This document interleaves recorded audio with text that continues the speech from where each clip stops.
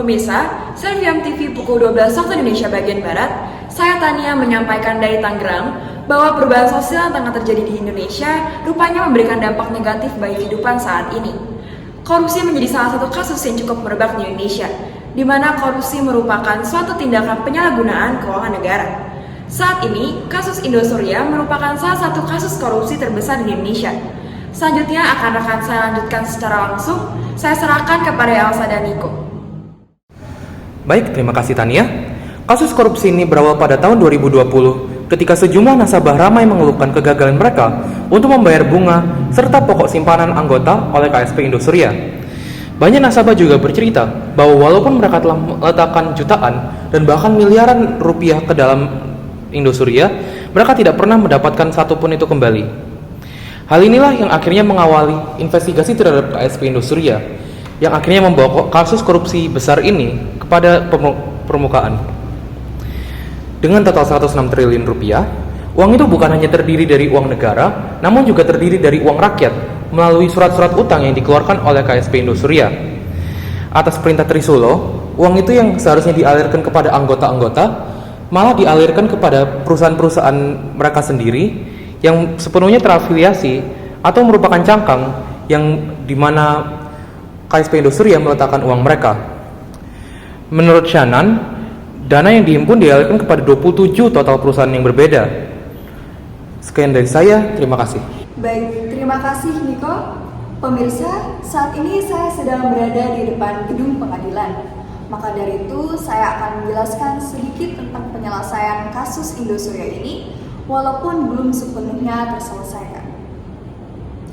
Sejauh ini telah dikabarkan bahwa bos KSP Indosuria akan mengganti rugi dan juga bunganya sudah dibayar, serta terdapat pertanggungjawaban secara resmi kepada Perdana Menteri. Pemirsa, hal seperti ini justru membuat angka korupsi di Indonesia semakin meningkat. Dapat dilihat bahwa hukuman terhadap pidana sangatlah ringan dan kurang mendetail apabila disesuaikan dengan perbuatan yang telah dilakukannya. Maka, bagaimanakah peran negara dalam menangani kasus seperti ini? Mari kita tunggu kelanjutan penyelesaian yang pasti terkait kasus korupsi Indosuria ini. Terima kasih, akan saya kembalikan kepada Tania di studio. Terima kasih Niko dan Elsa atas laporannya. Pemirsa, selain dari hal itu, tindakan kriminal juga dapat kita temui dari berbagai kalangan tanpa memandang posisi status seseorang. Hal ini menandakan adanya tindakan kejahatan dunia maya. Pembocoran data pribadi menjadi salah satu kasus yang kita temui di era digital saat ini. Saya teruskan kepada Maureen dan Chasa yang berada di lokasi. Terima kasih Tania.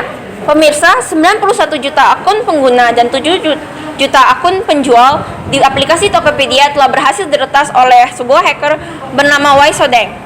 Data-data yang berhasil diretas berupa user ID, email, nama lengkap, tanggal lahir, jenis kelamin, dan nomor ponsel. Data-data ini kemudian dijual di Empire Market atau pasar gelap seharga 75 juta rupiah pada 21 Maret 2020 lalu. Manajemen Tokopedia sendiri memastikan bahwa data-data penting berupa password, kartu debit, dan kredit berserta akun OVO masih aman dan terlindung di balik sistem enkripsi. Pihak Tokopedia juga memastikan mereka akan memperkuat pengamanan sistem mereka dan akan melakukan investigasi bersama Kominfo. Untuk masalah ini, masyarakat dihimbau untuk tidak memberikan password akun Tokopedia mereka kepada siapapun. Terima kasih Maureen.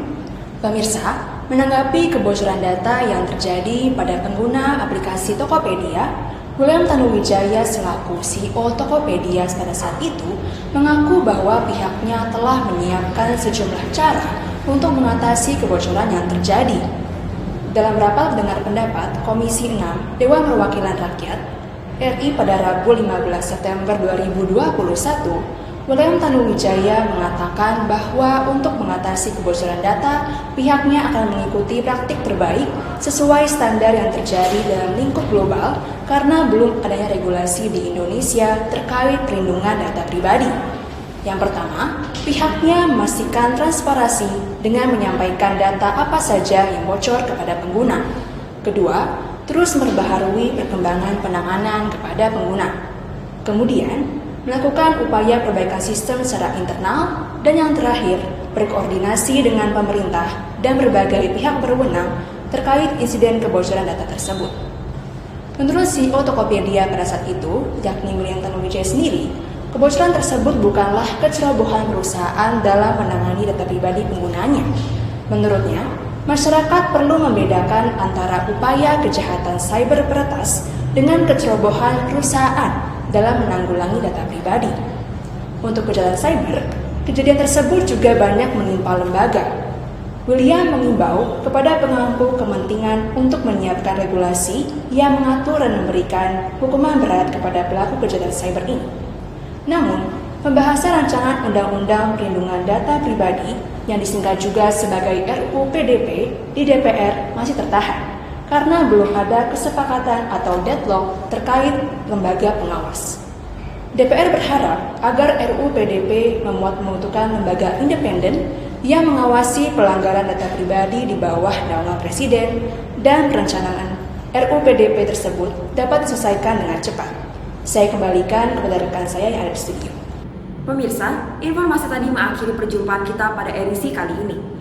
Saya Tania melaporkan untuk Serviam TV dan saya mewakili kru yang bertugas pamit undur diri. Selamat siang dan sampai jumpa.